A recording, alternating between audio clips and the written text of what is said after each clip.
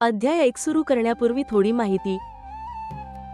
श्री स्वामी चरित्र सारामृत हे श्री स्वामी समर्थ महाराजांच्या जीवनातील दिव्य लीला, भक्तांवरील कृपा आणि त्यांच्या शिकवणीचा परिचय करून देणारे भक्तिपर साहित्य आहे. या ग्रंथाच्या सुरुवातीला श्री स्वामी समर्थांच्या अवताराचे स्वरूप आणि त्यांच्या दिव्य कार्याची ओळख करून दिली जाते. श्री स्वामी समर्थांना श्री दत्तात्रेयांचे अवतार मानले जाते. त्यांच्या जीवनातील अनेक गोष्टी भक्त परंपरेत श्रद्धेने सांगितल्या जातात. अध्याय 1 अवतार परिचय. या भागात स्वामी समर्थांचे दिव्य स्वरूप, त्यांचे भ्रमण, भक्तांवरील कृपा आणि अक्कलकोटमधील त्यांच्या कार्याची पार्श्वभूमी समजून घेण्याचा प्रयत्न केला जातो.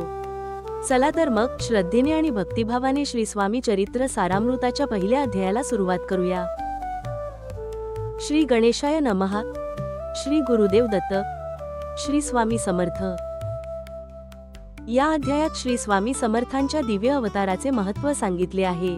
श्री स्वामी समर्थ हे साक्षात श्री दत्तात्रेयांचे अवतार मानले जातात.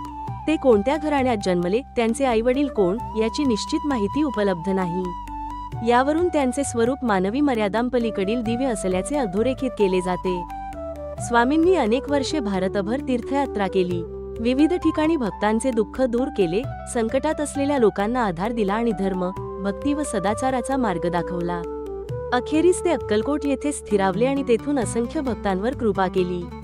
या अध्यायातील मुख्य संदेश: गुरुचरणी अखंड श्रद्धा ठेवा.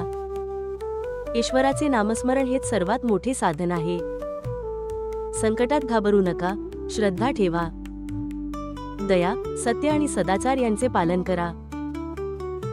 शिकवण: जीवनात कितीही अडचणी आल्या तरी श्रद्धा, संयम आणि गुरूंवरील विश्वास सोडू नये. परमेश्वर योग्य वेळी भक्ताचे रक्षण करतो. प्रार्थना: श्री स्वामी समर्थ, आमच्या मनात अखंड श्रद्धा, भक्ती आणि सद्बुद्धी जागृत करा. आम्हाला योग्य मार्गावर चालण्याची शक्ती द्या. श्री स्वामी समर्थ. पुढील भागात आपण अध्याय 2 बाललीळा व मंगळवेढे याचा सविस्तर सारांश पाहू.